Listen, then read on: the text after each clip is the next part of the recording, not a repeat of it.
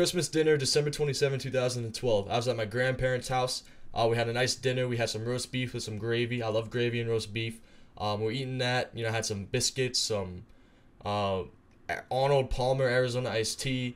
You know, I was just hanging out with my grandparents, my grandfather. He loves me to death. I don't see him enough. I got to keep in contact with him. But had a nice conversation with them. Had a great dinner. I just got my license. I got my license back on October 10th, 2012. This was about 2 months after I got my license. I went to Six Flags earlier that year.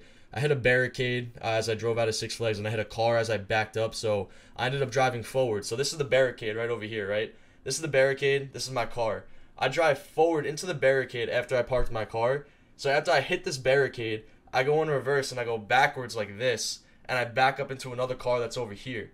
So this car hit a barricade and then another car. Then I drive out of the parking lot at Six Flags Halloween Fright Fest, and it's a very narrow little way for you to get out, and there was another car coming in, and I almost hit that car as I was driving out. So 3 different incidents happened in that first 15 seconds, and that was the first time I ever hit a car or anything, and this was 2 weeks after I got my license. So this is 2 months forward into the future. I'm on Team Envious. It's me, JCap, Proof, and Stainville, and we're going to UMG Chicago, and this is my first event with the team.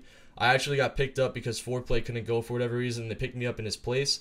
So like I said, me, Proof, JCap, Stainville, we had about a week before we went into the event, so we had to practice. We had to get some things down, and I had to go to this dinner at my grandparents' house. They live all the way out east. They live about 45 minutes away from my house.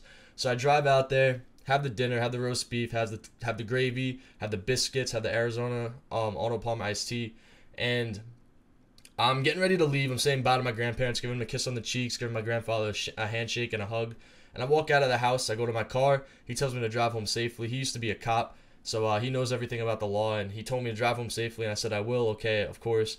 And I take a highway back home. I'm cruising down this highway. I'm going about like 85 miles an hour. I'm passing by. There's no traffic on the highway at all. There's nobody on this road. It's about 9 o'clock at night. And I get a text from Jordan Cannon, a.k.a. Proofy, and he says, Doug, you got to get home. We got to scrim. And I was like, oh my God, I need to get home. I need to scrim, because I'm not the type of person to waste an opportunity. I'm not the type of person that if I get handed something, that I'm just going to let it go. So once I got on Envious, I wanted to make the most of it. I wanted to be the best player I could be, get on as fast as possible, be the first player on, the last player off, etc. But I had to go to that dinner, and they ended up texting me saying they needed to get home as soon as possible so we could scrim. They had a scrim waiting for us. I don't know who we were playing, but they wanted me to get home. They needed me to play. And, you know, the event was actually 2 days from then. So this was on like a Tuesday, I believe. And we were flying out to the event on a Thursday. So we had that night, and we had one more day after that to practice. And we only were a team for about a week. This is my first time playing with these guys on that game. This is Black Ops 2. And we needed to get our stuff down. We needed to get prepared for UMG Chicago. So I get the text from him. I read it on my iPhone right over here. I see this thing light up. I look down at my phone. I start panicking. I'm like, oh my God, I got to get home as soon as possible. So I start stepping on the gas. I go from 82 to about 86, 87, and I'm cruising. There's nobody on the highway. There's nothing in front of me at all. All of a sudden, a cop comes behind me, and he pulls me over. He asks me, you know, he goes through the procedure. He asks me what I'm doing, why I'm speeding, what's going on. He wanted my identification, so I give him my ID, hand him the ID. He goes to his car. He comes back to me, and he says, all right, you're all set. I just want to know why you speeding at this time at night. You know, the holiday season's going on right now. You're a young kid. You just got your license 2 months ago. You're a brand new driver to the road. You're 18 years old. Why are you speeding? Why are you going 87 miles in a 55-mile-an-hour zone? I said, well, officer, I need to play Call of Duty. He asked, excuse me? I said, yeah, I need to play Call of Duty. He said, you know, I thought your wife would be pregnant in the hospital. I thought you had a girlfriend. You had to go to the hospital. She was giving birth. There's a family emergency, and you're telling me that you have to play Call of Duty. I said, yes, officer.